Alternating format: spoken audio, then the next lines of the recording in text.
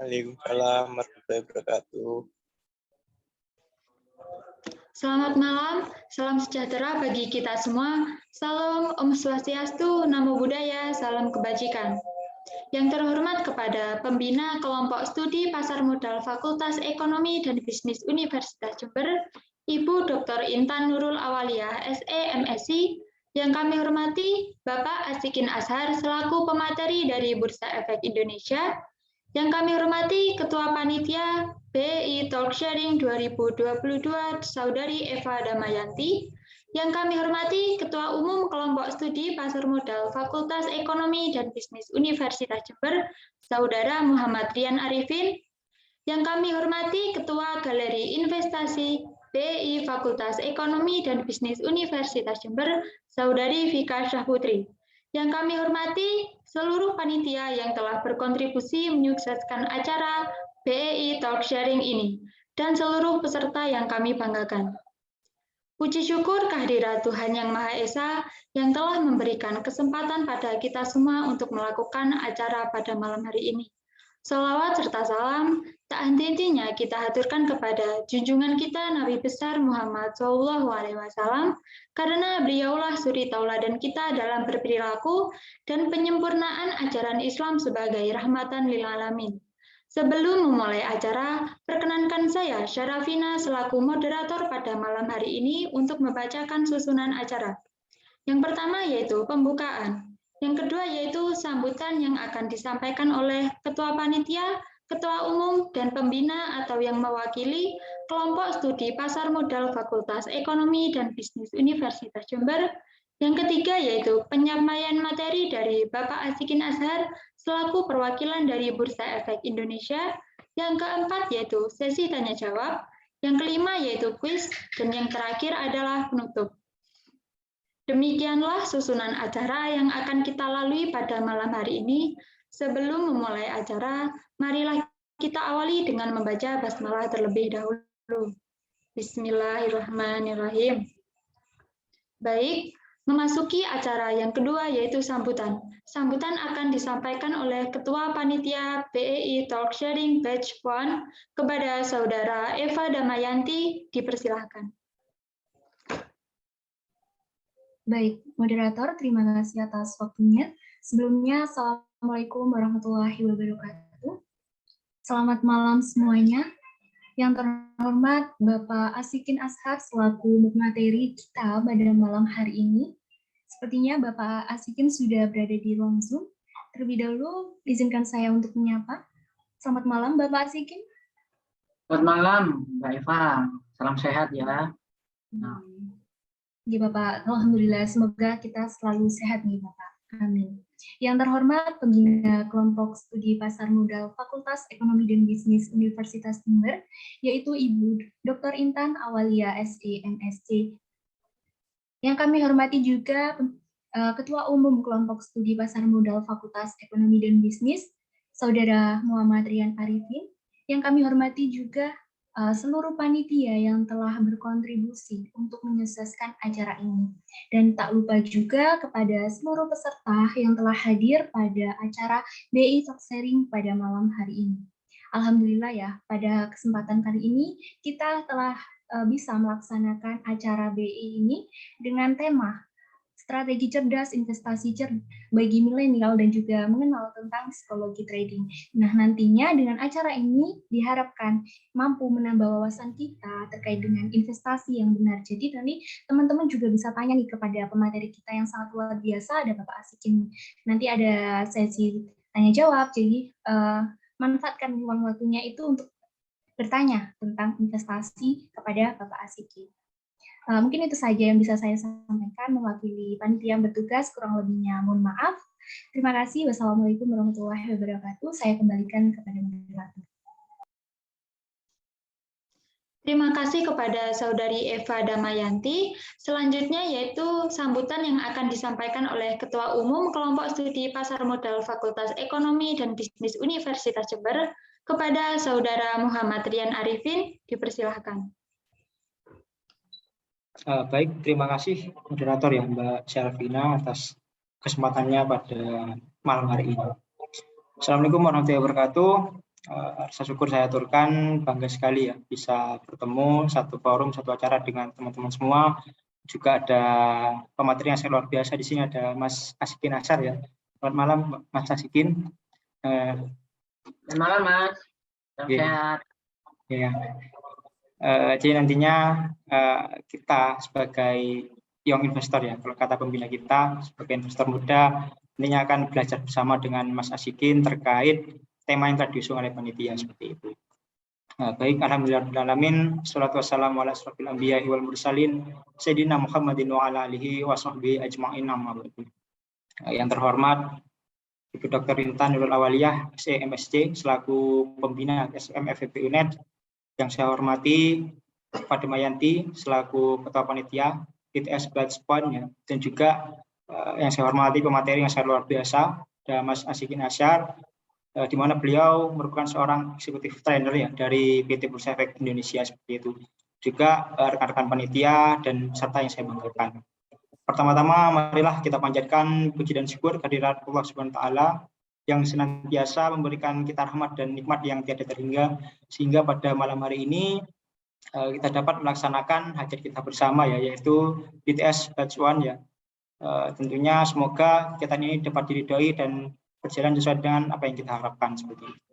Juga salawat serta salam semoga tetap tercurah limpahkan kepada junjungan kita Nabi besar Muhammad SAW, dan semoga kita semua termasuk orang-orang yang mendapatkan syafaatnya di yaumil akhir. Amin amin ya rabbal alamin. Pertama saya ucapkan terima kasih kepada seluruh panitia yang terlibat yang sudah menyiapkan segala sesuatunya sehingga acara ini dapat terselenggara sedemikian yang bagaimana kita rasakan seperti itu. Dan semoga para panitia atas jeripayanya mendapatkan balasan yang setimpal dari Allah Subhanahu wa taala.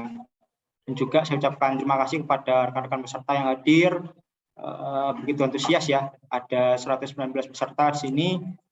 Semoga teman-teman semua di sini dapat mengikuti dengan baik, dengan lancar, sehingga benefit yang sudah tertera di pamflet itu dapat kita serap seperti itu. Utamanya akan ada 3 pemenang ya dari kuis berhadiah dan 3 penanya terbaik seperti itu ya. Jadi ada 6 reward untuk teman-teman yang mengikuti acara pada malam hari ini seperti itu. Dan juga kalau kita meninjau tema yang ada ya, di mana strategi cerdas investasi bagi milenial dan mengenal tentang psikologis trading seperti itu. Tentu ini merupakan sebuah tema yang sangat tepat untuk kita angkat dan kita diskusikan bersama seperti itu. Mengingat teman-teman jumlah atau perkembangan investor baru di Indonesia ini sangat signifikan seperti itu. Di mana kalau kita melihat data yang dirilis oleh KSEI ya, Stadion Sentral Efek Indonesia, itu ada menembus 8,62 juta per April 2022 seperti itu. Dan salah satunya adalah kita yang ada di sini seperti itu.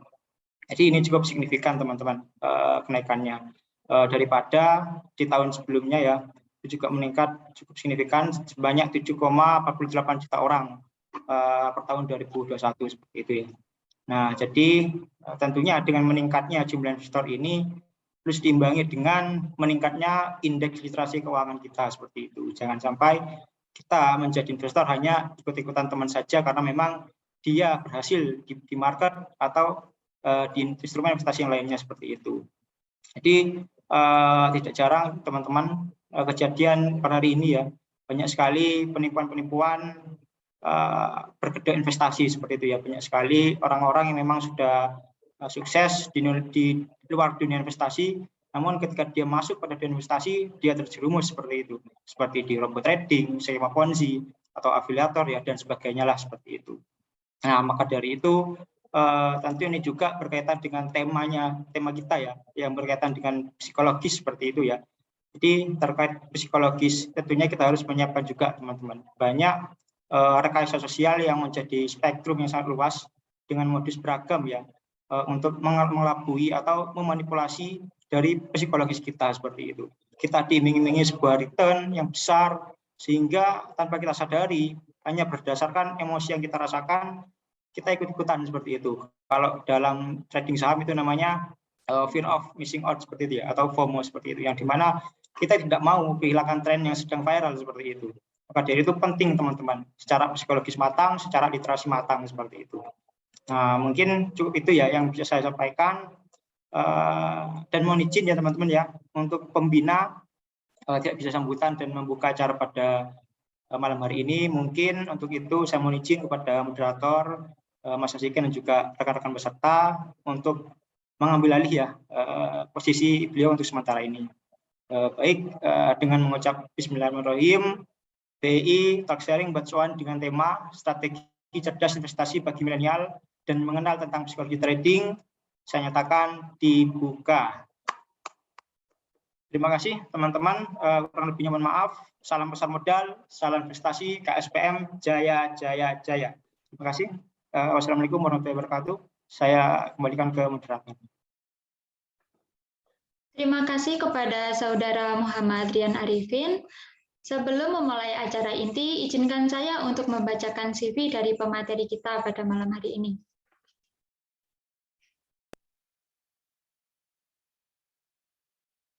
Baik, beliau yaitu Bapak Asikin Azhar sebagai Eksekutif Trainer di PT Bursa Efek Indonesia Jawa Timur. Beliau pernah menempuh pendidikan di Universitas Airlangga yaitu Magister Sains Ekonomi Islam. Beliau juga memiliki working experience, yaitu pada tahun 2014 sampai sekarang sebagai Eksekutif Trainer PT Bursa Efek Indonesia, pada tahun 2013 sampai 2014 sebagai staf peneliti perkumpulan untuk pengembangan usaha kecil. Beliau juga memiliki beberapa sertifikasi, yaitu seperti Wakil Perantara Pedagang Efek atau WPPE sejak 2013. Beliau juga memiliki sertifikasi Wakil Penjamin Emisi Efek atau WPEE sejak 2019. Baik, selanjutnya kita akan memasuki acara yang kita tunggu-tunggu, yaitu penyampaian materi dari Bapak Asikin Azhar selaku perwakilan dari Bursa Efek Indonesia.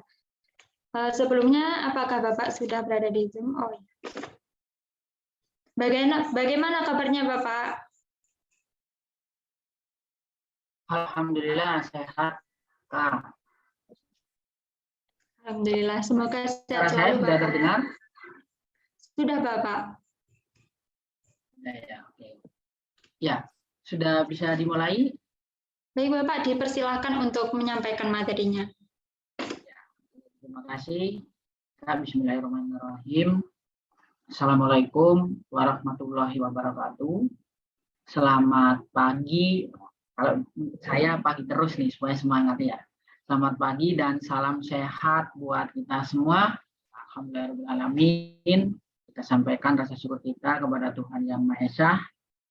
Karena kita pada pagi hari ini kita masih diberi kesehatan sehingga masih semangat nih. Meskipun sudah jam 7 sore kelihatannya fresh.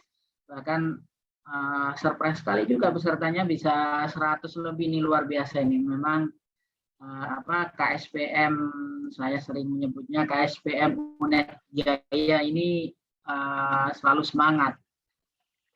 Saya mewakili dari Bursa Efek Indonesia mengucapkan terima kasih kepada Bu Intan yang beliau berhalangan hadir, selalu semangat memberikan motivasi kepada teman-teman KSPM, serta kepada Ketua KSPM, ada Mas Rian, tadi ada Mbak Eva ya, kalau nggak salah, tadi Ketua Panitia, dan yang sering kontak saya, Mbak Vika juga sering kontak saya, semoga, serta teman-teman pengurus KSPM yang lainnya yang tidak bisa saya sebutkan, satu persatu, saya selalu berdoa, semoga teman-teman sekalian selalu sehat, selalu selalu aktivitasnya mendapatkan keberkahan, sehingga apa yang dilakukan ini bermanfaat tidak hanya buat teman-teman sendiri, tapi juga untuk masyarakat sekitarnya. Karena saat ini, seperti yang disampaikan tadi Mas Rian, Kak Rian Demasif ya, tadi menyampaikan banyak korban-korban penipuan investasi. Nah ini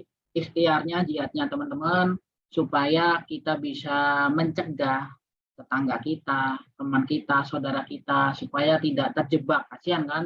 Udah cari uang susah, ujung-ujungnya uangnya hilang karena tidak tahu terkait jalur atau path-nya investasi itu yang oke seperti apa. Hari ini saya masih ingat setahun yang lalu kalau nggak salah saya juga menyampaikan materi ini nih terkait psikologi trading.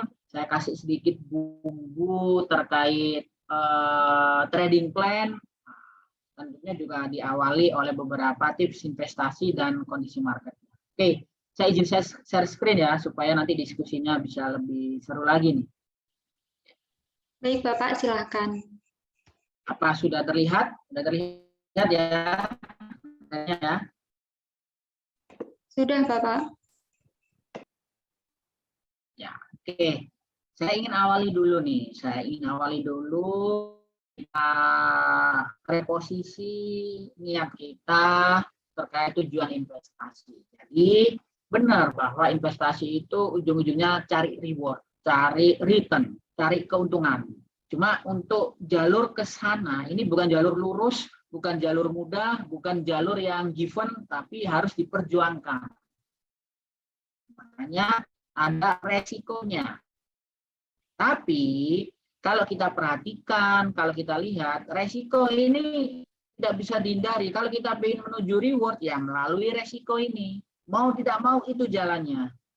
Makanya kalau ada orang yang bilang, wah ini investasi ini resikonya kecil, bahkan nggak ada resiko, returnnya besar sekali, pasti bohong. Pasti bohong. Nah, jadi yang ingin saya sampaikan, reward, untuk mencapai reward, apalagi reward yang besar, return yang besar, harus melalui resiko, nggak bisa dihindari. Maka apa yang harus dilakukan? Dimitigasi, dikelola, dihadapi, dimanage. Intinya adalah kita tahu resikonya seperti ini, kita kelola supaya resiko bisa kita hadapi. Itu ya, makanya untuk menghadapi resiko seperti jalan yang berkelok ini harus nyetirnya harus pinter. Persiapkan juga mobilnya, remnya harus pas. Kemudian jangan sampai fokusnya terganggu, kayak gitu. Kalau investasi apa? Ya udah, yang pertama harus tahu ilmunya. Pengalaman oke, berarti sering nih peserta atau teman-teman sekalian sering nih diskusi kumpul sama teman-teman KSPM karena udah banyak yang pengalaman. Jadi ilmu, pengalaman, dan tentunya adalah terjun langsung sembari belajar. Itu ya, itu sedikit gambaran. Ini masa depan generasi milenial, generasi Gen Z yang sekarang mendominasi jumlah investor pasar modal Indonesia, seperti yang tadi sampaikan Karian tadi ya. Oke, masa depannya seperti apa, Mas? Yang pertama, ke depan ini prediksi ke depannya, bahkan sekarang udah banyak kita hadapi. Yang pertama itu akan nanti kita dipermudah untuk dapat utang. Kalau dulu kita mau utang, itu kan seolah-olah orang yang butuh utang nyari banget, cari siapa ya yang bisa mengutangi saya. Akhirnya ujung-ujungnya tertipu atau terjebak di rentenir. Sekarang kebalikannya, orang yang punya duit, orang yang mengutangi, inilah yang cari siapa yang mau utang uang saya ya. Hanya media sosial, banyak kita ditawari terkait utang digital, pinjol, pinjaman online, dan lain sebagainya. Ini fenomena kedepannya nanti seperti itu. Makanya kalau kita utang nggak masalah utang. Tapi gunakan utang itu pada hal yang produktif. Jangan utang tutup utang digunakan untuk hal-hal yang malah konsumtif, bahaya. Jangan offset, jangan terlampau banyak. Itu ya. Kemudian kebebasan mencicil. Dulu kalau orang utang, nyicilnya itu paling sebulan sekali. Sekarang bisa seminggu sekali, bahkan sehari sekali bisa nyicil. Kelihatannya waduh ini mudah, ini dipermudah, padahal kita jumlah hitung uangnya ternyata kita bayarnya lebih banyak sebenarnya. Jadi kita ini secara halus diproses supaya lebih konsumtif. Kalau kita nggak mempersiapkan diri, ya udah kejebak ke arah sana. Ujung-ujungnya ya masa depan yang jadi taruhan. Tadi ada FOMO, tadi udah dibahas sama Kak Rian. Kemudian naiknya harga barang properti. Nah, ini teman-teman yang melek ekonomi ya. Saat ini kan jadi saksi. Ini jarang-jarang. Setelah terjadi penurunan ekonomi secara 2 kuartal berturut-turut di dunia, di Amerika, di Eropa, di Euro, langsung setelah itu ada pemulihan, langsung setelah itu inflasi. Jarang. Biasanya setelah pemulihan ini inflasi nggak seberapa tinggi. Nah ini inflasinya di US itu bahkan 7% lebih kalau nggak salah. Tinggi sekali. Negara maju loh. Negara maju jarang mengalami inflasi setinggi itu. Kalau negara berkembang seperti Indonesia wajar inflasi tinggi. Tapi ini negara maju. Makanya ini ada something wrong. Kalau teman-teman ada kakaknya atau saudaranya yang tinggal di US, tanyakan aja sekarang sewa apartemen per bulan naiknya udah lumayan. lumayan sekali. Nah ini bahaya kalau kita tidak mempersiapkan diri kita untuk masa depan. Kenapa? Karena bisa jadi uang yang kita peroleh sekarang tidak kita persiapkan di masa depan, ya nanti nilainya di masa depan nggak bernilai, nilainya menurun, nggak berharga. Belum lagi kalau harga properti naik, harga properti udah pasti naik. Makanya sebenarnya susah orang Indonesia untuk mengakses beli properti itu susah. Jadi mudah karena apa? Karena ini. Karena mudah mencicil, yang dulu 10 tahun sekarang jadi 20 tahun, bayangkan. Kemudian sulit dapat kerja kalau kita tidak peka, tidak dinamis terhadap perubahan zaman. Jadi inilah hal-hal yang nanti ini bukan menakut-nakuti, tapi ini fakta. Jadi makanya beruntung teman-teman ikut KSPM, sudah belajar investasi sejak dini, mulai sekarang dipersiapkan. Ibaratnya kita perang ya, dengan kondisi seperti ini, kita siapkan strategi-strategi. Oke, saya lanjutkan. Ini kesalahan umum investor pemula. Yang pertama, investasi dengan dana utang. Udah pasti salah. Salahnya kenapa? Nanti ini efeknya ke psikologi. Orang yang investasi dengan dana yang nganggur, dengan dana dari utang, itu secara psikologi beda. Orang yang menggunakan dana utang, psikologi uangnya ini terdeadline. Harus dipakai tanggal sekian.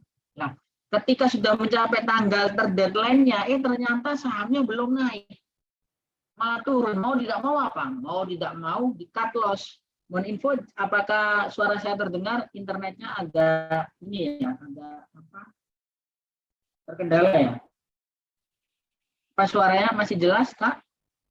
Masih jelas, Bapak. Masih jelas, oke.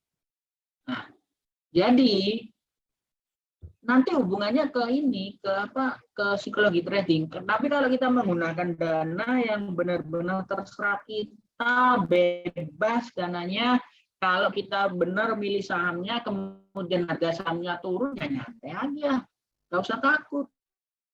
Makanya kalau orang udah benar ya, benar maksudnya paradigmanya, cara berpikir investasinya benar, caranya pun juga sudah tahu, udah benar, kalau harganya sahamnya turun, nggak takut.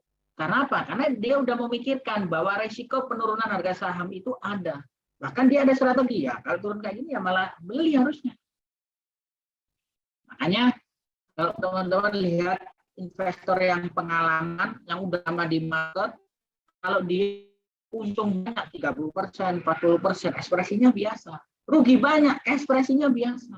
Kenapa? Ya karena biasa kayak gitu itu. Dalam market, analisa kita kadangkala tidak sesuai, ya udah. Memang seperti itu faktanya. Tapi kalau kita kan rugi 5% udah panik, waduh gimana ini? Ini kayak satu rumah hilang nggak gitu ya, panik akhirnya cut loss. Setelah cut loss apes, besoknya langsung naik auto reject. Nah itu sering mungkin teman-teman banyak yang mengalami seperti itu. Oke, memborong habis dari awal, FOMO, inilah kesalahan umum investor pemula. Oke. Menjadi smart investor, jadi memahami trading plan dan psikologi trading sederhana. Oke, ini market sedikit update ya, pasar modal kita sempat tertinggi kalau nggak salah tembus 7.300, ini kelihatannya udah ketembus lagi nih 7.200. Ini per April ya, setahu saya 7.300 udah tembus sedikit kalau nggak salah. Katanya kita pandeminya masih ada.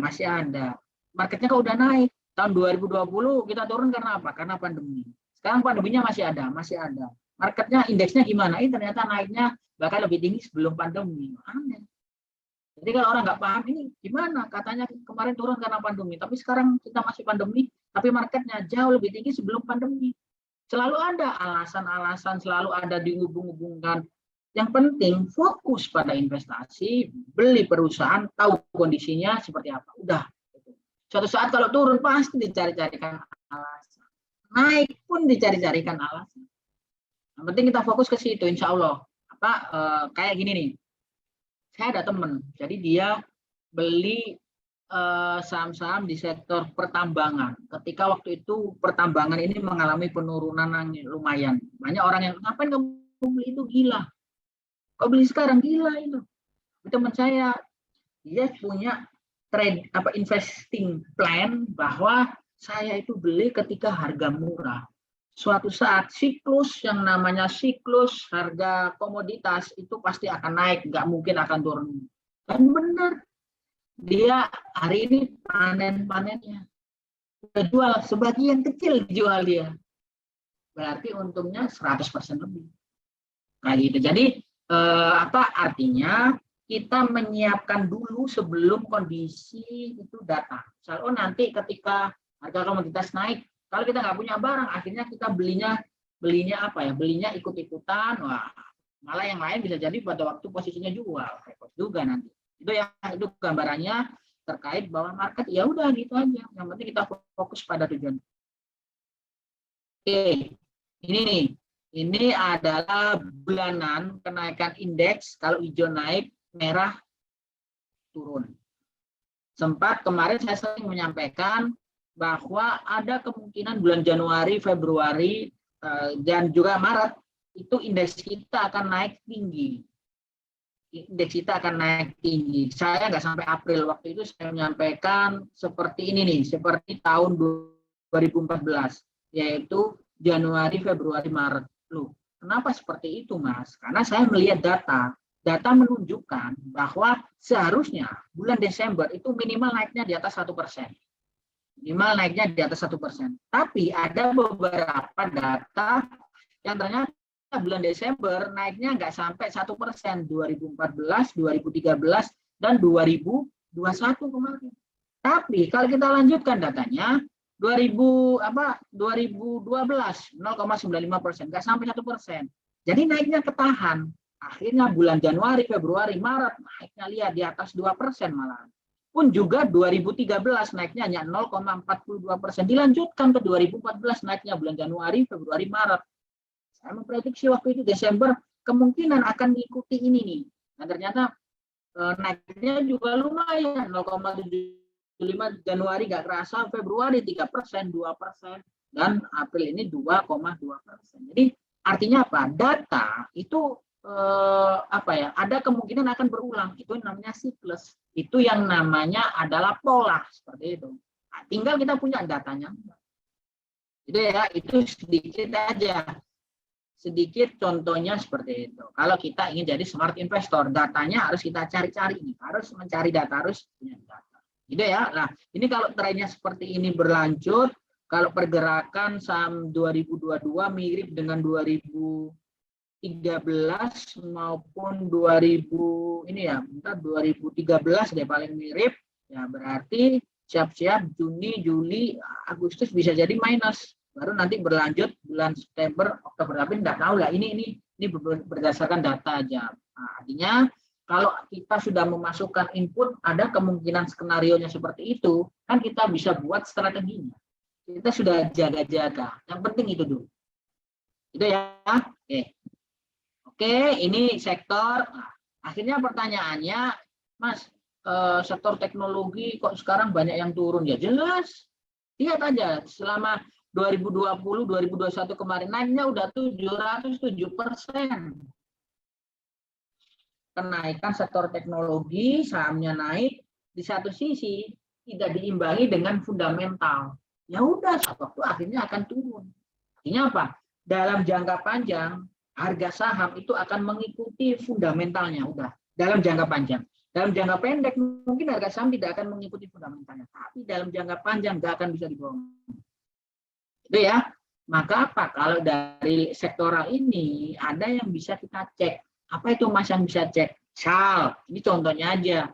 Ternyata saat ini yang masih minus adalah properti. 2021 minus, 2022 minus. Wah, kalau ingin jangka panjang nanti terjadi perubahan sektoral, ya ini saatnya yang tepat untuk waktunya nyicil, beli yang harga murah, tapi tidak untuk trading. Nah, ini contohnya aja, contohnya analisa aja. Kalau ingin yang agak teknologi, udah naiknya udah sangat tinggi, ya resikonya lebih besar. Jadi apakah mungkin ada kenaikan lagi? Mungkin, tapi resikonya lebih besar karena kenaikannya udah tinggi. Itu ya, itu gambarnya aja, contohnya aja, banyak yang bisa kita data kita gunakan untuk analisa, minimal kita bisa punya analisa sendiri terhadap. Oke, ini gambarannya aja indeks kita dari segi perusahaan tercatat, market cap kita ini alhamdulillah kalau nggak salah market cap kemarin kita udah nomor 1 se Asia Tenggara, nyalip Singapura. Jadi yang tertinggi Indonesia market kapitalisasinya. Oke, kemudian ini sahamnya. Ini menarik nih saham nih. Ini sedang ramai kalau teman-teman ada di media sosial, ngikuti beberapa ini. Ini kan 20 saham yang memiliki bobot yang besar di indeks, di IHSG. Jadi kalau 20 saham ini digabungkan, kalau 20 saham ini sebentar.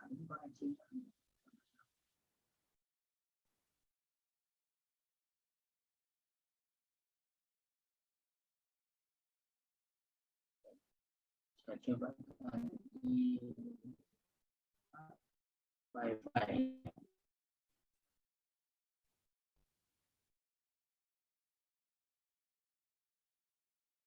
Oke, jadi kalau 20 saham ini kita gabungkan, bobotnya 53%. Artinya,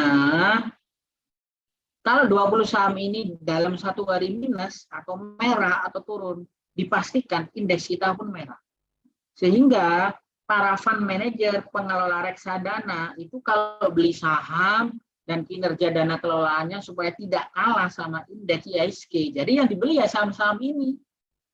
Saham-saham ini. Jadi kalau ada tanya fund manager paling banyak beli saham apa, Mas? Ya saham-saham ini yang bobotnya besar terhadap indeks.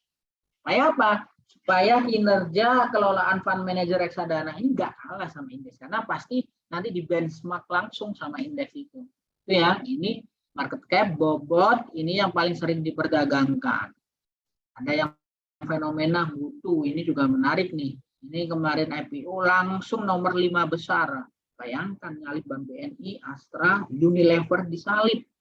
Itu ya, itu gambarannya aja yang bisa jadi pilihan untuk strategi investasi di pasar modal. Nah, ini yang membawa indeks kita naik, bobotnya per bulan April, penopangnya adalah Astra, Bank Mandiri, MDKA. Oh, ini luar biasa, ini tambang juga nih MDKA, Merdeka Gold and Copper. Nah, ini kenaikannya kalau kita lihat dari akhir tahun kemarin atau dari bulan 2-3 itu udah luar biasa. Ini ya, ini leading stock itu adalah yang bobot kenaikan harganya, kemudian kontribusinya terhadap kenaikan poin IHSG. Yang paling banyak Astra, Bank Mandiri, dari sini kita tahu. Yang paling bobotnya memberikan bobot penurunan terbesar apa? Wah, ini butuh besar sekali nih. Bulan April. Itu ya. Ini kalau Januari per April tetap banking dominan untuk menopang kenaikan indeks kita. Nah, yang penurunan lihat butuh Arto, waduh. Itu ya, ini gambarannya. Oke, ini jumlah indeks, jumlah saham ini yang udah total IPO, jadi kurang lebih ada sekitar 18 triliun. 18,3 triliun, yang paling besar kemarin memang butuh 13,7 triliun. Nah, ini harapannya nanti akan diikuti emiten-emiten yang lain supaya pilihan investasinya lebih banyak.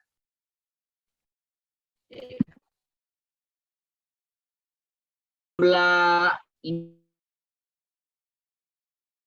dari segi aset, equity, pendapatannya, omsetnya, dan profit laba bersihnya, periode Desember 2020 dengan Desember 2021 untuk yang ranking 45. Untuk yang semua perusahaan terdaftar September 2020, September 2021 dibandingkan dengan periode Desember 2021. Jadi kita cek, ternyata kalau dari aset yang memang ada kenaikan ya, Desember naik, asetnya naik, equity, omsetnya naik, profitnya, laba bersihnya juga naik. Ini naik semua, menandakan bahwa memang kita sudah mulai pulih dari pandemi. Artinya dari laba bersih, omset, semua perusahaan-perusahaan, hampir semua ini di rata-rata ini mengalami kenaikan dibandingkan dengan periode triwulan sebelumnya. Gitu ya. Oke, ini gambarannya aja. Jadi ini bisa kita lihat ternyata performanya udah mulai ada pembalikan nih. Makanya kemarin optimisme sektor konsumer pun juga mengalami. Oke, ini by total trading value. Jadi ada beberapa brokerage yang kontribusi transaksinya besar. Nah, ini partnernya ada nomor 2 ya, partnernya dari UNED ini ya, Sekuritas. Kemudian ada YP Mirai dan sebagainya. Ini sekedar tahu aja, sekedar tahu. Itu ya, sebentar saya lihat. Kelihatannya ada jaringannya sempat agak susah. Saya ganti WiFi.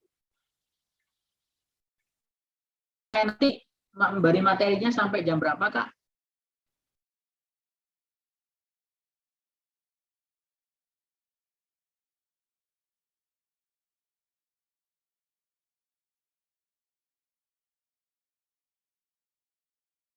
Ya, suara saya terdengar? Ya. Nanti info ya, nanti saya menyampaikan materinya sampai jam berapa, supaya nanti materinya bisa tersampaikan semuanya. Saya share screen lagi. Oke, itu tadi dari brokerage. Kemudian ini dari kepemilikan. Jadi dominan saham di Indonesia dimiliki oleh investor domestik sejak kapan, Mas? Sejak tahun 2020, berarti sejak pandemi. Sejak pandemi investor asing banyak keluar, ditampung nih sama investor-investor lokal, terutama investor milenial kita nih. Akhirnya jumlahnya sekarang 53% nih komposisi investor domestik dibandingkan dengan foreign atau investor asing. Ini yang syariah, pertumbuhannya juga luar biasa, 103%, jumlah perusahaan yang syariah ada 482 atau 61%, market cap-nya pun 45%, lumayan. Jadi perkembangannya indeks saham syariah Indonesia atau saham-saham yang sudah syariah ini pertumbuhannya juga lumayan juga. Oke, ini syariah. Nah, ini dari segi investor aktif pun juga mengalami kenaikan. Jadi ini luar biasa nih. Jadi tahun pandemi kita malah panen jumlah investor. Jadi tentunya banyak juga dari teman-teman dari manajemen. Ini datanya bahwa saat ini generasi yang lebih muda yang menjadi driver, jadi pengendali dalam hal investor retail domestik.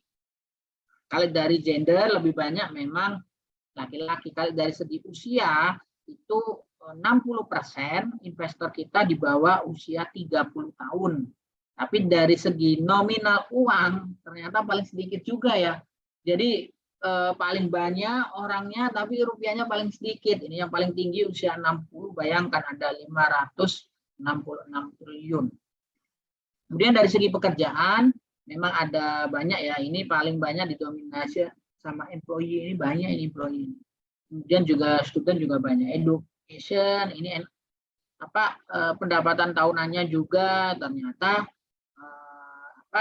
range antara 10 sampai 100 juta ini yang paling banyak dalam tahunan ya, dalam tahunan 50,71%. Ini gambarannya aja menunjukkan bahwa investor milenial sekarang menjadi dominan di pasar modal Indonesia. Ini data berdasarkan KSI, Kustodian Sentral Indonesia. Oke, ini yang sering saya sampaikan, menjadi smart investor harus tahu dulu jenis perusahaannya, harus tahu dulu laporan keuangannya, jangan lupa cek kena kasus hukum nggak, kemudian lihat aksi korporasi, apakah dia membagikan dividen, apakah dia stock split, apakah dia private placement, apakah dia macam-macam, itu banyak juga mempengaruhi harga saham. Apalagi kalau right issue, sangat mempengaruhi harganya di market. Oke, upgrade ilmu pasar modal. Jadi tentukan kita ini jadi investor atau jadi trader. Scalping, scalper, swing trader, atau dollar cost averaging, atau investor lump sum. Tentukan dulu di awal supaya kita tahu kita jalannya kemana. Teknikal, fundamental, psikologi trading, nah, ini yang harus juga dipahami ketika kita jadi investor di pasar modal. Dan tentunya yang terakhir adalah disiplin, dan disiplin. Oke. Nah, kita sedikit bahas psikologi trading lagi. Psikologi trading apa ya? Itu merupakan salah satu aspek penting bagi seorang trader atau investor untuk mencapai kesuksesan di pasar modal. Hal ini erat kaitannya dengan kondisi emosional seseorang trader atau investor ketika membeli atau menjual saham, cari peluang entry yang tepat, atau melakukan hal lainnya yang berkaitan dengan trading atau investasi. Jadi ini penting. Kondisi psikologis seseorang itu mempengaruhi action yang akan dilakukan. Action yang akan dilakukan itu mempengaruhi tingkat keuntungan yang nanti didapatkan. Saya pernah. Jadi kalau saya semua dalam 1 hari trading misal, rugi 2 hari trading, rugi, saya tutup tuh laptop, saya berhenti dulu 3 hari, 4 hari, seminggu, menenangkan pikiran, baru trading lagi. Kenapa? Karena kalau dipaksakan, malah nanti hasilnya nggak maksimal. Jadi, buatlah investasi saham, itu sesuatu hal yang menyenangkan. Sesuatu hal yang kita membuat penasaran, cari, ngulik-ngulik, sampai kita tahu, oh ini nih yang cocok, dan semuanya dievaluasi dengan seberapa besar keuntungan yang kita dapatkan. Nah, nggak melulu kita harus evaluasinya dari keuntungan.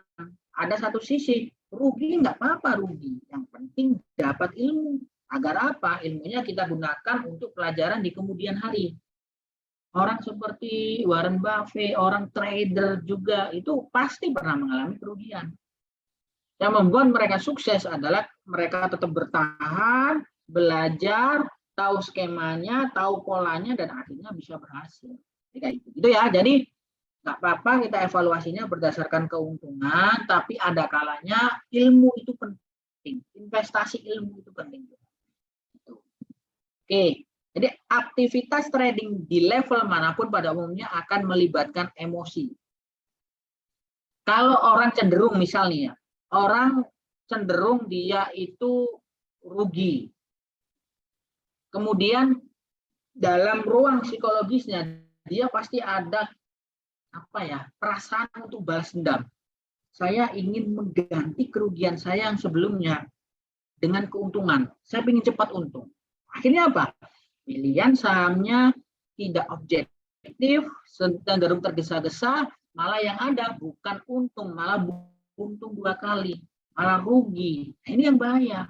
Makanya kalau kita nggak bisa mengendalikan itu, saran saya ya berhenti sejenak, rehat sejenak, ngopi sama teman, mungkin lihat Netflix dulu, atau mungkin update status, saya lagi rugi.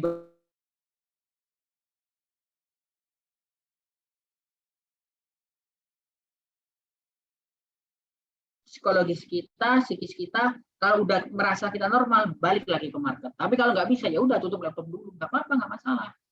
Karena apa? Prinsipnya gini, prinsipnya di market itu adalah kita jaga aset kita, jangan sampai aset kita berkurang. Nggak usah mikir saya ingin untung, jangan dulu. Yang penting jaga asetnya supaya nggak berkurang itu dulu. Sehingga kita akan sangat hati-hati dalam memilih saham. Itu ya.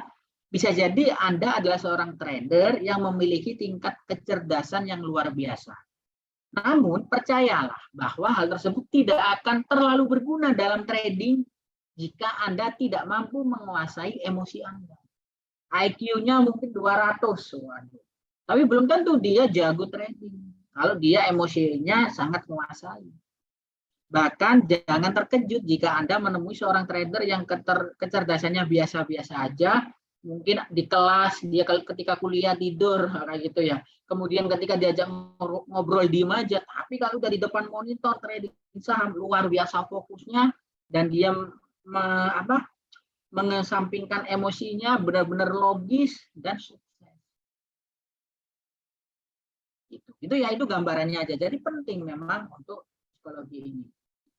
Pada kenyataannya sebagian besar trader mengalami, Mas, kenapa kok ini kok kata-katanya trader semua? Karena psikologi trading itu bobot ilmunya lebih banyak dipakai sama trader. Kalau investor kan lebih jangka panjang, tapi kalau trader ini yang sangat menguras emosi sekali, gitu ya. Jadi sebagian besar trader mengalami kerugian akibat memiliki emosi negatif yang pada akhirnya juga dapat memicu mereka membuat keputusan yang tidak logis atau tidak rasional, yang akhirnya tidak terencana dan akhirnya ujung-ujungnya mengalami kerugian.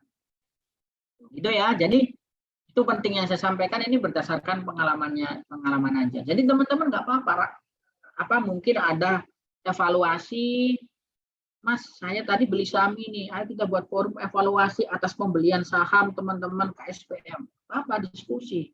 Enak, nanti dari situ pengalamannya kita, jadi enaknya kumpul sama orang yang pengalaman atau orang yang pernah mengalami, enak. Jadi kita bisa mengambil ceritanya, kita jadikan pengalaman, kita jadikan membayangkan apa yang sudah mereka alami, terus itu bisa kita jadikan input dalam nanti kita membuat strategi investasi ke depannya. Enaknya gitu. Daripada kita ngalami sendiri rugi, aduh repot juga. Kalau bisa sih lihat dari cerita yang lainnya. Tapi ada kalanya kita ngalami sendiri juga penting supaya membuat psikologi kita terasa. Oke. Dampak negatif ini di mana ketika emosi menguasai Anda, ya udah pasti akan nanti mengalami kerugian. Sekalipun Anda seorang trader yang berpengalaman, bayangkan ya, seorang trader yang berpengalaman pun kalau dia emosional udah habis. Makanya ada salah satu trader yang sedang booming, scalper dia, scalper yang juga buat bukunya bestseller.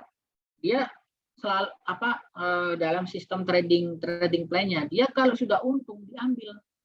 Kalau sudah untung diambil. Karena apa? Karena dia menyadari kalau nggak gitu nanti kalau suatu waktu saya mengalami yang namanya psikologi trading, psikologinya yang sedang drop, kemudian nggak bisa menguasai jejak uang yang ada RDN, RDN itu digunakan semua kalap, akhirnya malah rugi.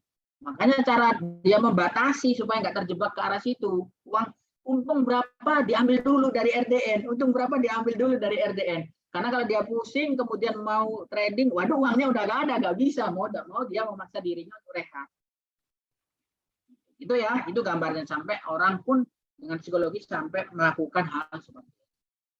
Oke, jadi Mas, saya ini tipe yang mana? Psikologi itu berhubungan sama kita ini tipe orang yang kayak gimana? Apakah kita tipe orang yang sangat konservatif, mengutamakan keuntungan nilai pokok investasi, yang penting nggak rugi, uangku segitu aja pokoknya nggak akan berkurang, kalau naik sedikit-sedikit nggak masalah. Sangat konservatif orangnya. Atau konservatif yang tentunya ya. Untuk penyampaian materinya kurang 10 menit. Kurang 10 menit. Terima kasih, Kak. Iya, terima kasih. Ada yang konservatif, ada yang moderat, ada yang agresif.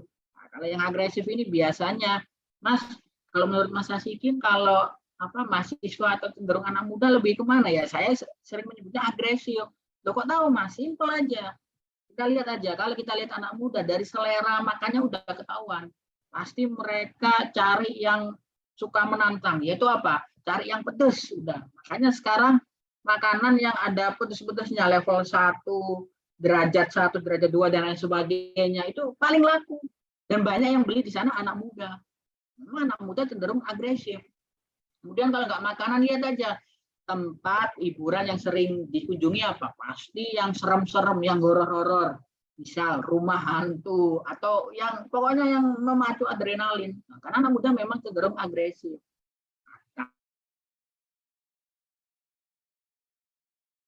Tentunya nanti mendapatkan peluang return yang tinggi, tapi tentunya kita kelola, kita manage resikonya ini.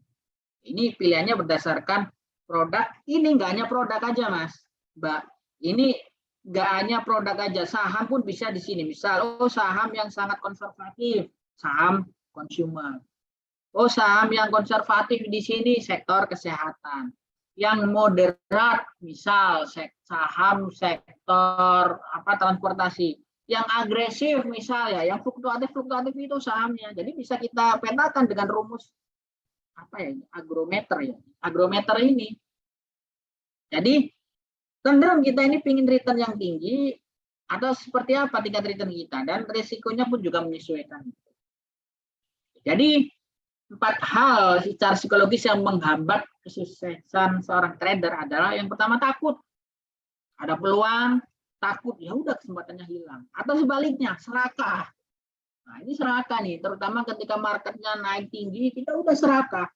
Padahal kalau udah naik tinggi, kita agresif beli, ya kita hanya bagian cuci piring, bisa jadi balas dendam, atau juga euforia. Ini nih bagian psikologis yang menghambat. Jadi kita harus bisa, makanya banyak teman, kalau untuk mengendalikan, kalau udah untung, dia apa? Cara mengendalikan supaya nggak greedy, supaya nggak serakah. Ya, sedekah. Jangan salah teman-teman, banyak yang trader yang non-muslim itu sedekahnya lebih banyak. Kalau kita sedekah untuk cari pahala, dia enggak, supaya bisa mengendalikan keserakahannya. Psikologi ini. Itu ya, itu gambarannya aja. Apa? Jadi bisa kita, makanya banyak nih, kalau kita lihat grup-grup saham yang di luar sana selalu nih, jangan lupa kalau udah untung sedekah, ya tujuannya ini, tujuannya supaya nggak serakah. Oke, ya ini sedikit. Tadi udah psikologi trading ya, jelas ya, sekilas saja, karena kalau secara teori konsep psikologi trading ini bingung. Tapi ada bukunya Alexander Elder, itu terkait psikologi trading bagus. Kalau cari di googling banyak kok. Kalau teman-teman pingin lihat bukunya, main ke Surabaya nggak apa-apa, ke rumah saya nanti saya bawakan bukunya Alexander Elder. Sekilas sebelum saya tutup ya, sekilas sedikit sebelum nanti kita tanya jawab, ada trading plan. Ini juga penting.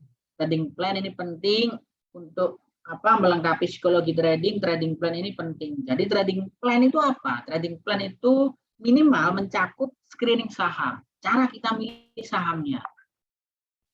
Kemudian cara masuknya, screeningnya bagaimana? Oh iya nih, ada 5 saham yang menarik dari screeningnya. Cara masuknya, cara belinya bagaimana? Apakah belinya nyicil, belinya bertahap, atau seperti apa? Kemudian target keuntungan, target jualnya, sama yang terakhir toleransi kerugiannya. Jadi kalau trading plan minimal ada ini nih, supaya kita nggak tersesat di market, supaya kita nggak tersesat, nggak diombang-ambingkan sama si A rekomendasi ini. Lihat Instagram, ada live IG, oh dia rekomendasi saham A, padahal dia udah punya saham. Bisa jadi. Gitu ya. Oke. Sedikit sebelum tanya jawab, contoh trading plan aja. Contoh trading plan ini semoga bisa jadi gambaran. Contoh trading plan. Ini trading plan saya ketika waktu masih kuliah. Jadi sering trading, istilahnya beli sore jual pagi, jadi hanya nginep semalam aja. Nah, lumayan sehari 2%, 3% kalau seminggu kan lumayan. Ini contohnya aja ya. Kelihatan nggak? Kelihatan ya? Kelihatan Bapak. Jangka pendek nih, misal rule trading teknikal pertama, asumsi punya waktu luang di depan monitor. Sistem tradingnya ini yang saya share ini adalah sistem trading yang menurut saya paling baik, paling cocok dengan karakter psikologis, dan paling menguntungkan hanya dalam waktu 10 hari trading mencetak profit 20%. Tapi ya capeknya tektokan aja. Screening saham bagaimana? Nah, berarti ini teknis, memang seperti ini supaya lebih jelas. Perhatikan menu top stock. Top stock itu saham-saham yang paling sering ditransaksikan. Amati pergerakan harga sahamnya sampai sore. Volumenya, transaksinya, amati sejarah dari chart. Artinya kalau hari itu dia dibawa naik dengan volume besar, apakah besoknya dia cenderung naik? Jadi ikuti chart juga. Nah, itu minimal 3 bulan ke depan. Kemudian ini dulu ya, dulu kan masih ada broker summary, kalau sekarang udah nggak ada. Yang left trade nggak ada, adanya nanti setelah penutupan kayak gitu. Itu ya itu untuk screening sahamnya. Nanti ketemu 3 atau 2 saham, terus kita lihat di running trade atau stock price, kelihatan dia apakah akan langsung belinya di kanan agresif dan sebagainya. Melihat tarikan atau guyuran, lihat down buy stock. Nah, ini di The Premier ada nih kelihatannya down buy stock ini. Pertama lihat bagaimana perbandingan jumlah S-frag dibandingkan B-frag. Jadi frekuensi orang yang jualnya dimakan di sisi frekuensi, di sisi over atau di sisi bid. Kalau paling banyak di sisi over, berarti pembelinya ini agresif. Jadi orang itu banyak belinya di sisi over, sehingga dia banyak belinya di harga kanan. Berarti bisa didefinisikan pembelinya agresif. Artinya pembeli sangat kuat, pembeli ingin ini sahamnya naik. Artinya dia nggak mau kesempatan untuk dapat sahamnya ini terlewatkan. Makanya dia belinya nggak mau antri, langsung beli di sebelah kanan. Kedua, lihat bagaimana menjelang closing, apakah ada guyuran, kemudian apakah ada yang justru beli dengan jumlah lot besar. Ini penting nih, ini momen terpenting, makanya saya buat supaya tahu nih. Kemudian entry barangnya atau beli barangnya secara chart amati. Misal saya kasih contoh di sini saham, bla bla bla, itu rata-rata penurunannya kemarin. Misal nih, kalau ternyata belinya hari ini naik dengan volume besar, kemudian chart historisnya besok masih sempat naik, anggaplah 10 poin, ya berarti bagus. Berarti saya beli dengan target penjual besok, misal 5 poin, itu sudah cukup dari chart. Itu ya, sell barang, nah, seperti ini sell sahamnya, cara cut loss ada semua. Ini contoh dan sangat teknis. Supaya apa? Supaya jelas. Jangan membuat trading plan yang yang galau, yang kita baca aja bingung, apalagi orang lain kayak gitu. Ini jelas, ini sangat teknis, tinggal definisi operasional. Kalau riset ya, definisi operasionalnya benar nggak?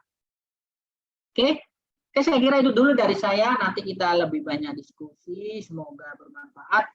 Mohon maaf kalau semua ada kata-kata kurang berkenan, kalau ada yang nggak paham karena banyak istilahnya ini teknis banget, ya nggak apa-apa, kita diskusi. Sekian dari saya. Assalamualaikum warahmatullahi wabarakatuh. Waalaikumsalam warahmatullahi wabarakatuh. Terima kasih Bapak.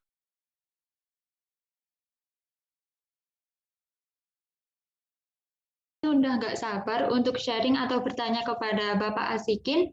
Jadi langsung saja kita memasuki sesi keempat, yaitu sesi tanya jawab. Buat teman-teman semua yang ingin bertanya kepada Bapak Asikin, bisa raise hand terlebih dahulu. Apabila sudah dipersilakan oleh moderator, bisa langsung on mic atau menuliskan pertanyaannya melalui room chat Zoom.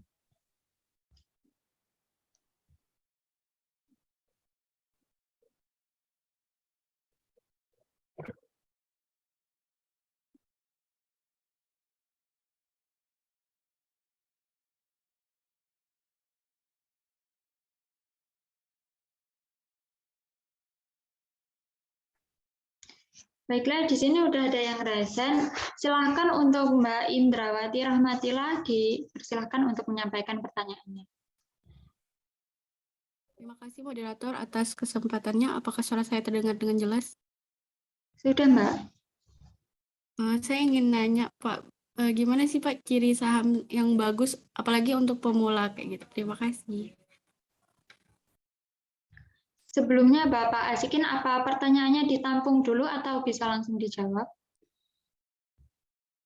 Langsung dijawab aja Mbak ya, sembari menunggu nanti ada teman-teman yang bertanya. Baiklah, silahkan Bapak untuk menjawab. Ya oke. Nanti sembari ada teman-teman yang bertanya, silakan. Kalau lupa nanti chat aja. Kalau sama nggak lupa ya angkat tangan dulu. Oke. Bagaimana menentukan saham itu bagus menurut pemula? Nah, pemula ini definisikan dulu apakah pemula investor atau pemula trading. Kalau seumpama pemula investor ya simple, ya cari saham perusahaan yang kinerjanya bagus.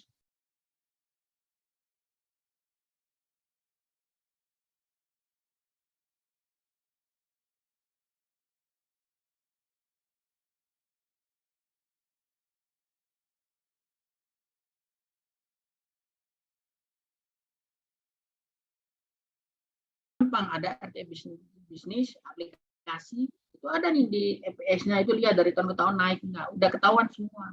Kemudian kalau sudah lihat dari pendapatannya, lihat utangnya banyak nggak, ada rasio debt to equity ratio, nah, itu kalau bisa di bawah 100%. Kemudian yang terakhir ada yang namanya, kalau saya ada net profit margin, yaitu membandingkan antara laba bersih dengan, kalau nggak salah, dengan revenue kalau nggak salah. Nah, Kalau semakin besar lebih bagus. Nah, itu bagus kalau ada selalu naik dari tahun. Oke, udah dari situ aja. Nanti kalau perlu juga dilihat dari segi harganya mahal nggak, ada rasio price to book value.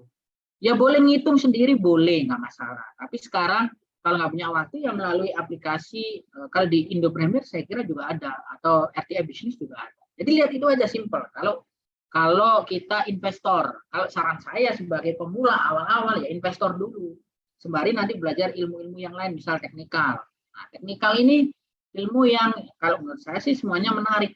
Tapi teknikal ini menariknya adalah ada sisi imajinasi juga, ada sisi forecast juga, ada sisi bagaimana kita memperkirakan ekspektasi juga. Nah, intinya adalah cenderung kita cocok yang mana nih Mbak Indrawati? Apakah kita ini tipe orang yang suka investasi jangka panjang, suka melihat sesuatu ini berdasarkan dari yang jelas kayak fundamentalnya, atau lebih cenderung yang jangka pendek atau yang teknikal? Itu dulu nih harus didefinisikan dulu, itu di awal dulu. Sembari saran saya pilih perusahaan yang secara fundamental bagus, udah jangan pernah berinvestasi pada saham yang fundamentalnya jelek. Fundamentalnya bagus, setelah itu terserah nanti jangka panjang atau jangka pendek. Kan kita nyaman kan kalau sama kita trading, tapi tradingnya di saham-saham yang kinerjanya oke. Itu resikonya lebih kecil daripada kita trading pada saham-saham yang fundamentalnya nggak jelas. Kalau fundamentalnya oke, kita trading, kita skala posisi masih aman. Kenapa? Karena ini fundamentalnya bagus kok. Minimal nanti jangka panjang, dividennya juga ada, laba bersihnya juga naik. Itu ya, Kak Indrawati ya, semoga bisa membantu menjawab keresahannya. Dan ini saya yakin teman-teman yang lain juga banyak yang alami. Baik, terima kasih Pak. Baik, terima kasih Bapak atas jawabannya. Di sini sudah ada yang resen, yaitu Muhammad Fatahullah. Silakan untuk menyampaikan pertanyaannya. Baik, selamat malam Pak Asikin. Selamat malam Pak. Saya Fatah dari Semarang Pak. Saya ingin bertanya Pak, tadi kan sempat dijelaskan ya Pak oleh Pak Asikin bahwa IHSG itu selalu bergerak fluktuatif Pak setiap tahunnya gitu. Dan kita juga nggak tahu gitu apakah tahun ini atau tahun besok itu apakah masih terus mengalami uptrend atau downtrend gitu Pak. Nah, semisal nih kita sebagai investor pasti kan juga pengen ya Pak kita bisa membeli di harga paling murah gitu, di harga paling support. Nah, gimana sih kita buat bisa tahu apakah tahun ini udah emang support dari pergerakan IHSG gitu Pak. Nah, soalnya kita kan juga nggak tahu ya apakah benar itu udah IHSG udah ada di area support gitu. Nah, tahunnya malah nanti takutnya malah jadi semakin turun. Nah, tahunnya kita biar kita menentukan kapan supportnya itu gimana ya Pak? Terima kasih Pak Asikin. Terima kasih Pak Muhammad Fatahullah dari Semarang ya. Ini menarik sekali. Jadi kalau ingin menentukan titik support sebenarnya belajarnya lebih ke teknikal ya Pak ya. Jadi bagaimana kita lihat historisnya ketika di suatu titik, ketika dia berubah mengalami tren dari tren penurunan kemudian berubah menjadi tren kenaikan. Nah, di titik itu dia jadi support. Jadi kita lihat historisnya, simpelnya ya, karena kalau dari bursa saya nggak diizinkan buka aplikasi nih, ya ini menjelaskan aja. Jadi kita lihat chart historisnya, kemudian kita menentukan titik ketika yang sebelumnya sahamnya ini, yang intinya harganya ketika di titik itu mantul. Jadi nggak tembus ke bawah, tapi malah mantul ke atas. Akan lebih kuat kalau seumpama suatu saham di titik itu mengalami perubahan tren. Yang semula tren turun, kemudian di titik itu dia berubah jadi tren naik. Nah, itu bisa jadi support yang kuat. Kalau saran saya Pak ya, sebenarnya nggak ada jaminan juga ketika kita membuat titik support, itu benar-benar menjadi titik support. Ada kemungkinan juga, pasti ada kemungkinan ketembus, malah bawah lagi. Yang kita lakukan apa? Yang kita lakukan adalah antisipasi. Jadi yang kita lakukan antisipasi. Jadi kalau kita udah memikirkan berbagai skenario yang ada di kepala kita, dan nggak ada kepastian kalau itu support atau resisten, semuanya masih dalam bentuk probabilitas. Cuma bedanya kalau kita menggunakan ilmu probabilitasnya lebih besar daripada kita menggunakan feeling. Nah, jadi kita buatkan skenario. Ya udah di titik support itu saya mungkin masuknya 20% dulu, 30% dulu. Kemudian kalau nanti tambah turun lagi, saya tambah lagi nih 50% atau 60%. Nah, kalau turun lagi, cek laporan keuangannya. Kalau laporan keuangannya tambah bagus, pendapatannya masih oke, ya udah harusnya malah beli. Kenapa? Logikanya karena murah. Wong ada barang bagus, kinerjanya masih oke, tapi karena ada sentimen menyebabkan harga sahamnya turun, kan malah dapat diskon kayak gitu. Kecuali kalau memang fundamentalnya pendapatannya mengalami penurunan, berarti harus hati-hati. Berarti kita istilahnya salah posisi. Salah posisi ya berarti kita harus fair ngaku itu. Berarti kalau seperti itu, lihat toleransinya. Misal nunggu laporan keuangan 3 bulan, apakah ada perbaikan. Kalau nggak ada perbaikan, kemudian nggak ada tanda-tanda laporannya keuangannya mengalami perbaikan, dan nanti ke depan pun harga sahamnya juga trennya mengalami penurunan, ya udah, waktunya keluar dulu. Jadi harus fair. Berarti analisa saya yang saya sampaikan atau analisa saya terhadap saham ini di periode sebelumnya ini nggak benar, salah. Jadi harus kita fair, jujur, harus ngakui, ya udah waktunya harus keluar. Kayak gitu. Itu Pak saran saya. Jadi kalau memang cenderung jangka panjang, ya udah dari laporan keuangan itu dievaluasinya. Tapi kalau memang fokus ke teknikal, ya udah ya dari trennya aja. Kalau sudah ada pembalikan tren, misal nih, tradingnya saya buat 3 bulan. Ya udah, grafiknya dibuat 3 bulanan. Dalam 3 bulan ini trennya naik apa turun? Oh, trennya turun. Ya udah, saya nggak mau tradingkan dulu kalau trennya turun. Ngapain? Harga sahamnya turun kok kita beli. Kalau memang kita teknikal jangka pendek. Tapi kalau sudah mulai ada tanda-tanda pembalikan, yang semula turun jadi naik, ya udah ini waktunya masuk nih. Nah gitu. Itu ya. Pak ya, jadi ada beberapa skenario yang perlu kita siapkan karena skenario itu menunjukkan bahwa kita ini sudah antisipasi apapun kemungkinan ke depan. Karena kita nggak tahu pasti, jangankan kita, Warren Buffett, semua orang Lo Keng Hong itu nggak tahu ke depan ini harga sahamnya naik apa turun, nggak tahu. Maka Pak Lo Keng Hong itu hanya bilang saya hanya beli saham yang murah. Nggak tahu nanti ke depan naik apa turun, tapi saya beli saham murah. Kalau saham murah maka resikonya lebih kecil dan returnnya otomatis akan lebih besar. Itu aja prinsipnya. Tapi nggak tahu kapan naik. Saya kira itu. Terima kasih atas pertanyaannya Pak Fatoblo. Semoga membantu. Baik, terima kasih Bapak Azikin. Di sini ada yang tanya di kolom chat dari anggota muda nih. Yaitu dalam dunia trading pasti tidak asing dengan Bitcoin. Pertumbuhan Bitcoin atau kripto adalah 120% per tahun. Selain itu, berdasarkan info dari PLT Kepala Bapeti Indrasari Wisnuwardana, jumlah aset kripto di Indonesia sudah tembus 12,4 juta per Februari 2022.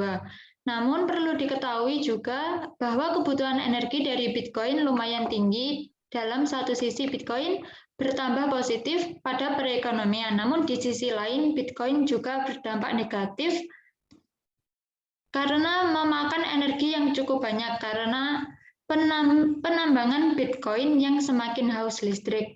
Karena konsumsi listriknya yang besar ini berkaitan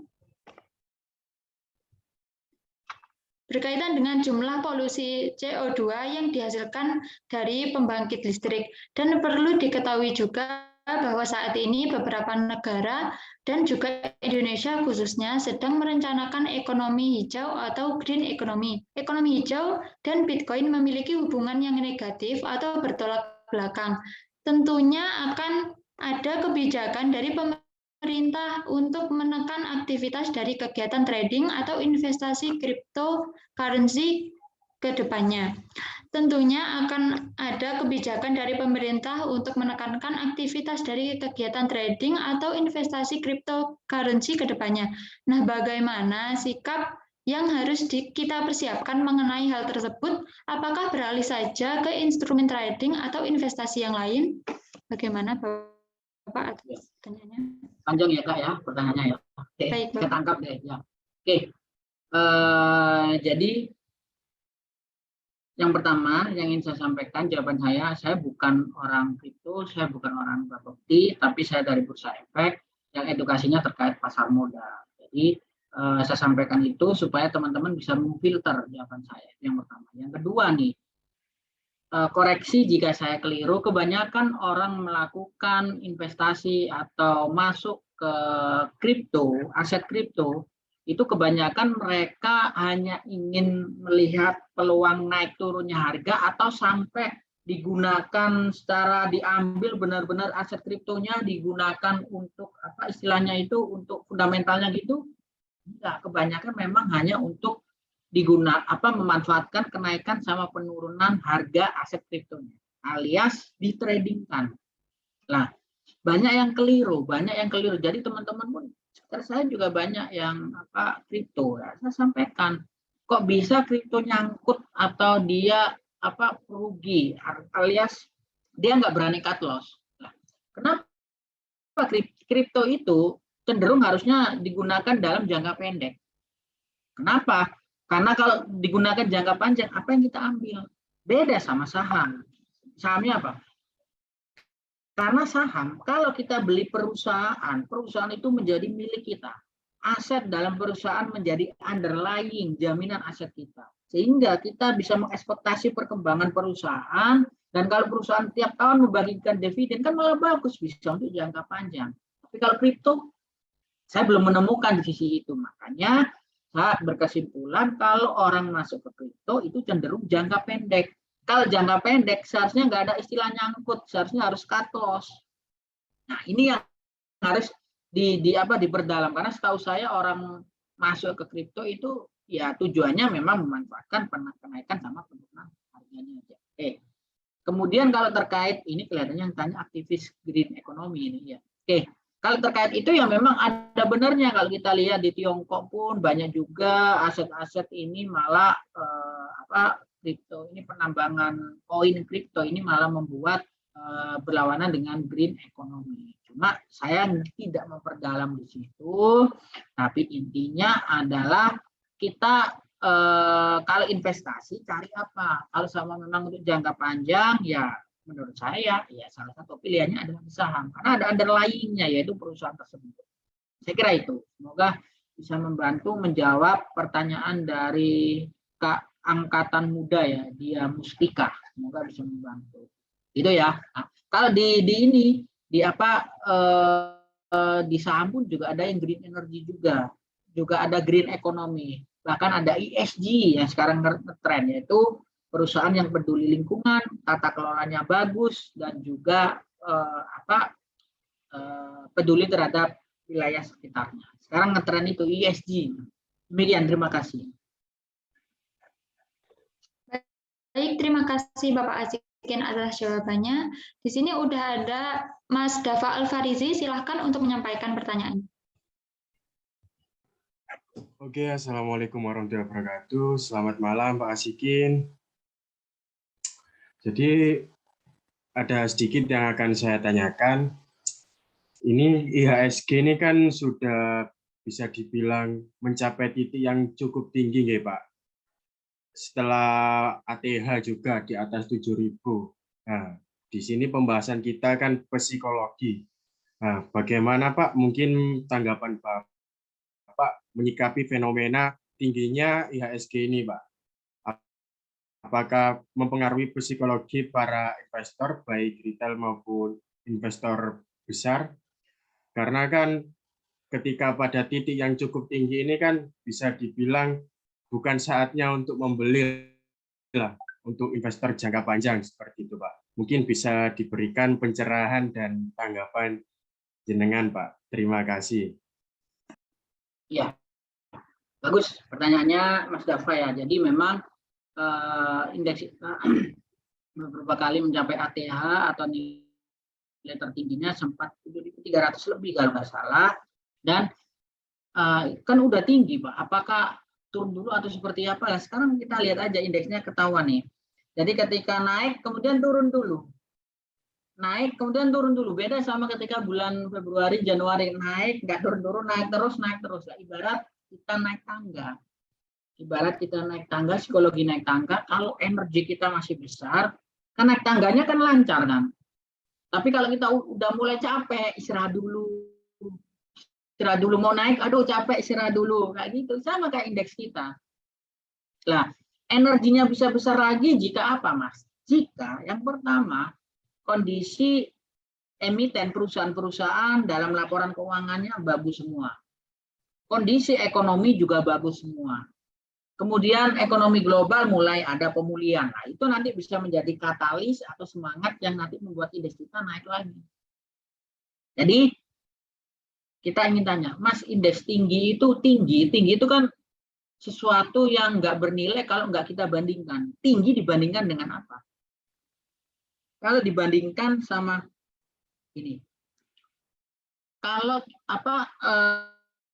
kita bandingkan kinerja perusahaannya bagus, naik terus, kemudian harga sahamnya pun juga naik, ya wajar. Makanya nanti kita lihat nih laporan keuangan perusahaan ini sekarang bulan Juni ya, nanti semester 1 ya, berarti Juli Agustus ini. Kalau seumpama kenaikan indeks tidak diimbangi dengan kenaikan kinerja perusahaan, ya waktunya memang koreksi dulu harusnya. Nah, sekarang kan masih bingung, naik apa turun. Istilahnya nanti mungkin bisa jadi akan membentuk sideways ya.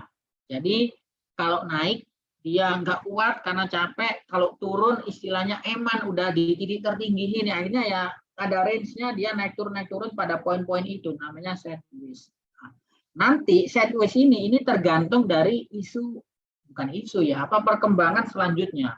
Misal kalau laporan keuangannya bagus ya udah mungkin bisa jadi akan lanjut naik.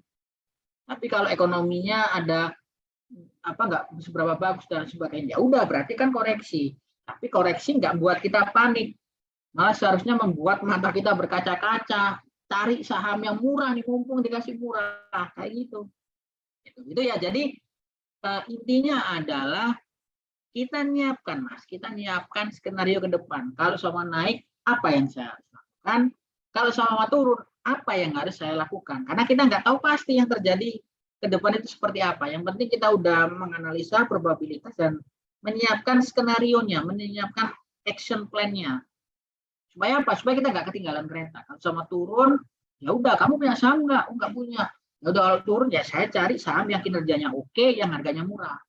Tapi kalau sama naik, bagaimana? Ya udah deh, kalau naik saya nunggu dulu aja. Kenapa? Nunggu laporan keuangan. Kalau naik lagi, saya beli kan saya dapatnya di harga tertinggi. Kalau ini nggak diimbangi dengan laporan keuangan, bisa jadi naik sedikit, setelah itu turun banyak. Itu ya, Mas Dava ya. Jadi lihat, yang penting di kepala kita udah nyiapkan skenario-skenarionya. Kalau plan A, kalau kejadian A yang jalan, kita melaksanakan plan ini. Itu Mas Dava, semoga bisa membantu menjawab pertanyaannya. Terima kasih.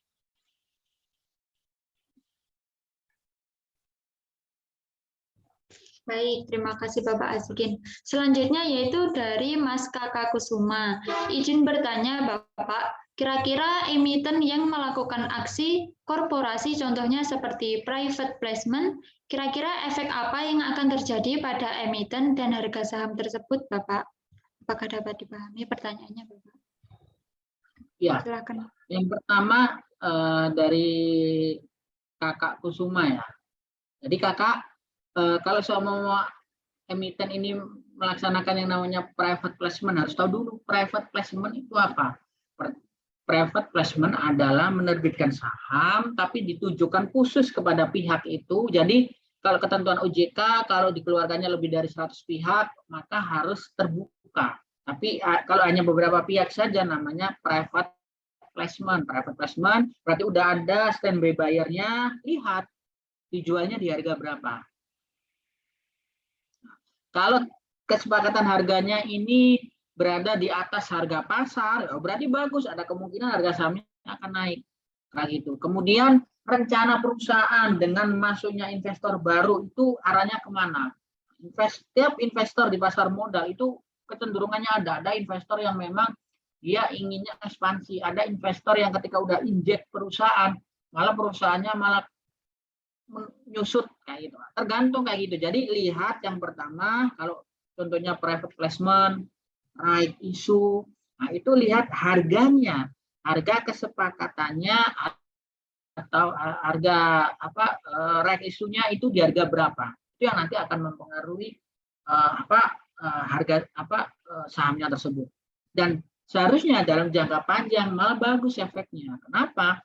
Karena dengan adanya right issue, private placement, itu kan menambah modal perusahaan. Dan ini harapannya digunakan untuk ekspansi yang ujung-ujungnya nanti akan menambah pendapatan perusahaan. Kalau menambah pendapatan perusahaan, maka tentunya akan ada dividen yang nambah, harga sahamnya pun juga.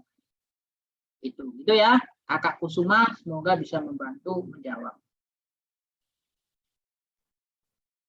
Terima kasih Bapak. Selanjutnya masih ada nih dari anggota muda yaitu Tri Rahayu. Selamat malam Bapak Asikin. Saya Tri Rahayu izin bertanya bagaimana cara membangun psikologi internal dan eksternal bagi trader atau investor yang menjadi korban investasi bodong atau kasus binomo yang sangat merugikan dan mengguncang psikologinya. Terima kasih. Ya. Kak Tri Rahayu ya, ini saya juga ikut berduka ya kalau seumpama memang ada tetangganya, temannya, atau siapapun yang menjadi korban penipuan investasi seperti kasus binomo ini. Tapi setidaknya dari yang sudah terjadi ini kita jadikan pelajaran. Jadi karena pengalaman adalah guru yang terbaik kita untuk bisa bangkit lagi dan tentunya kita semangat lagi selalu untuk kita mencari sesuatu yang bagus di kemudian hari. Oke, yang pertama bagaimana ketika kita melakukan kesalahan, yang harus kita lakukan dulu adalah koreksi dulu. Kenapa ya saya kok bisa terjebak di kasus binomo? Oh, ternyata saya ini tipe orang yang ketika melihat investasi cari untungnya dulu, baru mikir returnnya, baru mikir resikonya. Itu yang harus dievaluasi. Dalam investasi yang namanya return yang tinggi itu seiring dengan resiko yang tinggi. Kalau dikasih tahu ini returnnya tinggi, resikonya kecil atau bahkan gak ada resiko, pasti bohong. Udah, jadi itu yang harus. Oh, ini kesalahan saya di situ karena saya menganggap bahwa investasi ini kalau returnnya tinggi, resikonya bisa nggak ada. Itu yang bahaya, itu harus dihilangkan dulu, diganti yang bahwa kalau kita ingin return tinggi, resikonya juga tinggi. Jadi kalau ingin kaya ya usaha, no pain, no gain, kayak gitu. Itu yang harus ditanamkan supaya apa? Nggak terjebak di penipuan investasi yang lainnya yang bajunya mungkin bisa ganti-ganti. Itu dulu, itu yang pertama. Jadi harus lihat bahwa investasi ini adalah ada risikonya. Yang kedua adalah belajar. Belajar bahwa gini, benar memang dalam investasi itu ada risikonya. Tapi yang paling beresiko adalah ketika kita tidak berinvestasi. Nggak apa-apa, yang penting bangkit, belajar, jadikan pengalaman, jangan sampai ini terulang lagi, bahwa investasi ada risiko, belajar lagi, bahwa oh investasi di saham ini saham nih. Insya Allah kalau di saham itu uang kita nggak akan dibawa lari karena transfernya ke RDN, rekening atas nama kita sendiri. Cuma kita harus perlu mempelajari bagaimana bisa untung di pasar modal. Itu ya Kak Tri Rahayu, semangat terus. Jangan pernah menyerah karena apa yang kita lakukan hari ini itu nggak akan sia-sia. Pasti nanti akan mendapatkan balasan kalau nggak sekarang ya di kemudian hari. Seperti itu. Semoga bermanfaat untuk Kak Tri Rahayu. Baik Bapak, terima kasih. Di sini, permisi Bapak, di sini ada pertanyaan tambahan dari Diah Mustika. Apakah Bapak berkenan untuk menjawab? Boleh.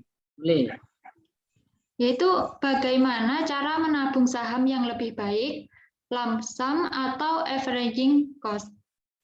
Ya, oke.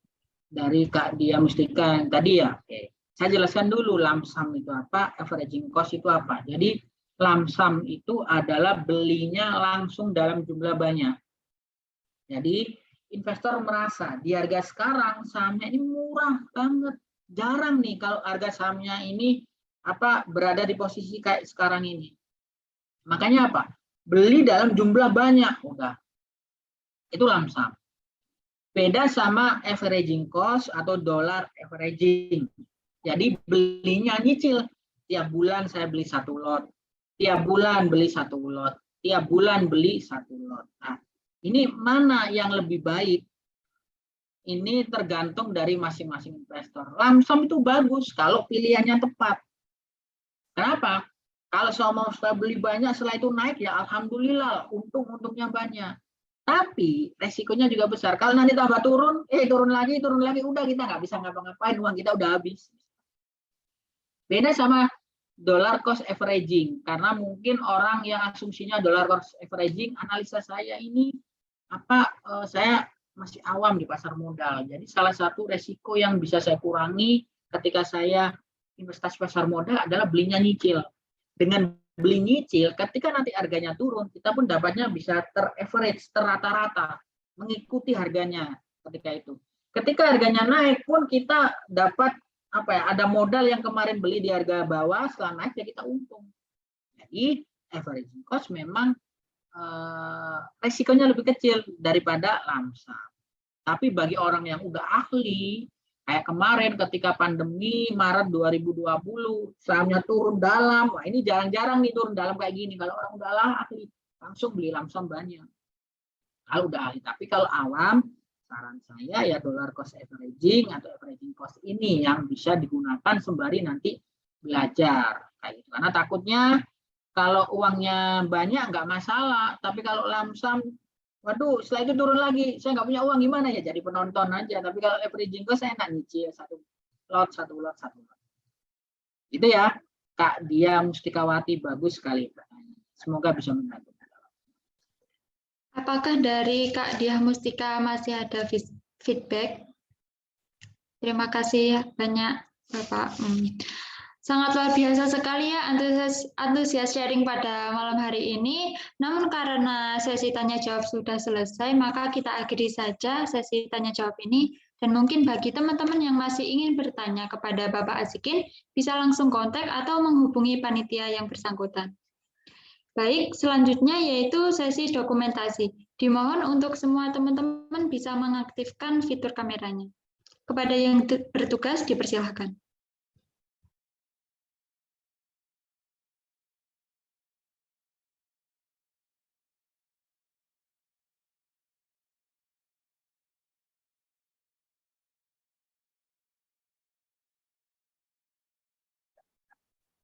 Baik, untuk sesi dokumentasi akan saya mulai ya di slide yang pertama. Oke, saya screenshot dalam hitungan 3. 1, 2, 3.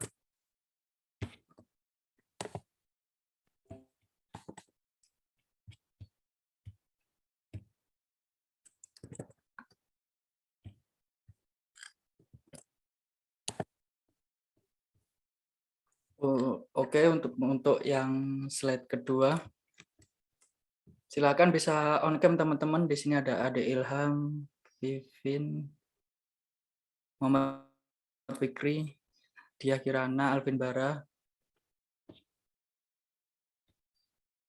Oke, langsung saja ya. 1, 2, 3.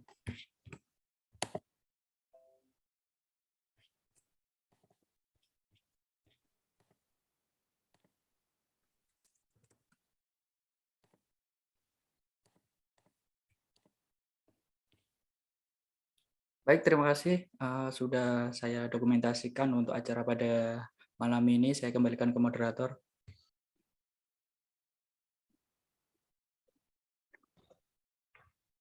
Baik, terima kasih panitia. Selanjutnya yaitu kami ucapkan terima kasih kepada Bapak Azikin Azhar atas penyampaian materinya dan meluangkan waktunya pada malam hari ini. Selanjutnya yaitu kita akan memasuki sesi kuis. Apabila Bapak masih mau melanjutkan kegiatannya, silakan Bapak. Oke, saya izin dulu ya. Terima kasih teman-teman. Terima kasih ya Bapak. Terus sampai bertemu di kesempatan lain. Terima kasih Bapak. Waalaikumsalam warahmatullahi wabarakatuh.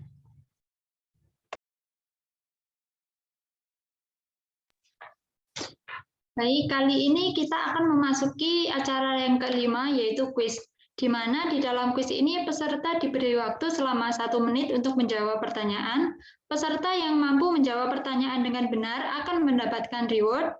Untuk aturan dalam menjawab pertanyaan, yang pertama, peserta menggunakan fitur raise hand. Yang kedua, ketika sudah dipersilakan untuk menjawab, peserta bisa menyalakan mic kemudian menjawab pertanyaan tersebut. Baiklah, langsung saja kepada panitia yang bertugas, dipersilahkan.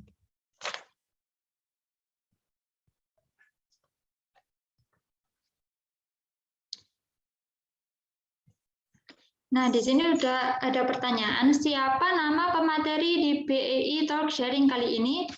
Silakan yang mau menjawab, bisa raise hand. Wah, banyak sekali ya. Silakan untuk Muhammad Amanu untuk menyampaikan. Baik, saya izin menjawab yang C, Asyikin Asyar. Benar apa enggak ya jawabannya? Ayo kita lihat, teman-teman.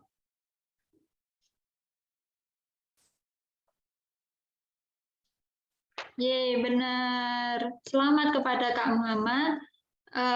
Tapi mohon diketahui bahwa pertanyaan ini tidak ada reward-nya ya Kak. Jadi pertanyaan ini hanya pemanasan.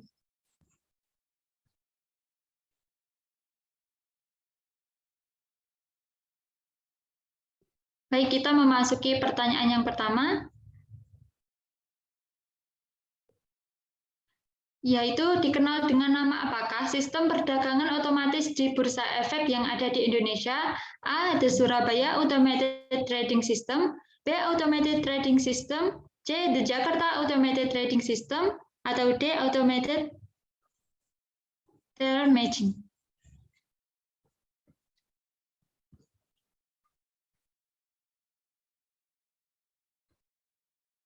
Ayo. Di sini udah ada yang raise hand, yaitu dari peserta Hidayatul. Silakan untuk menjawab pertanyaan. Baik, terima kasih atas kesempatannya. Saya menjawab C, Kak. Oke, kita lihat jawabannya benar apa enggak ya.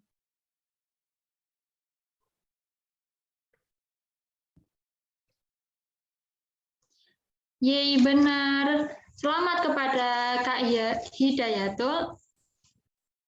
Pertanyaan selanjutnya, di mana untuk semua lower hand dulu ya.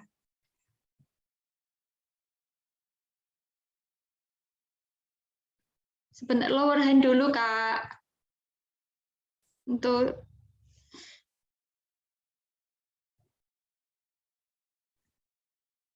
mohon maaf untuk semua lower hand dulu ya. Jadi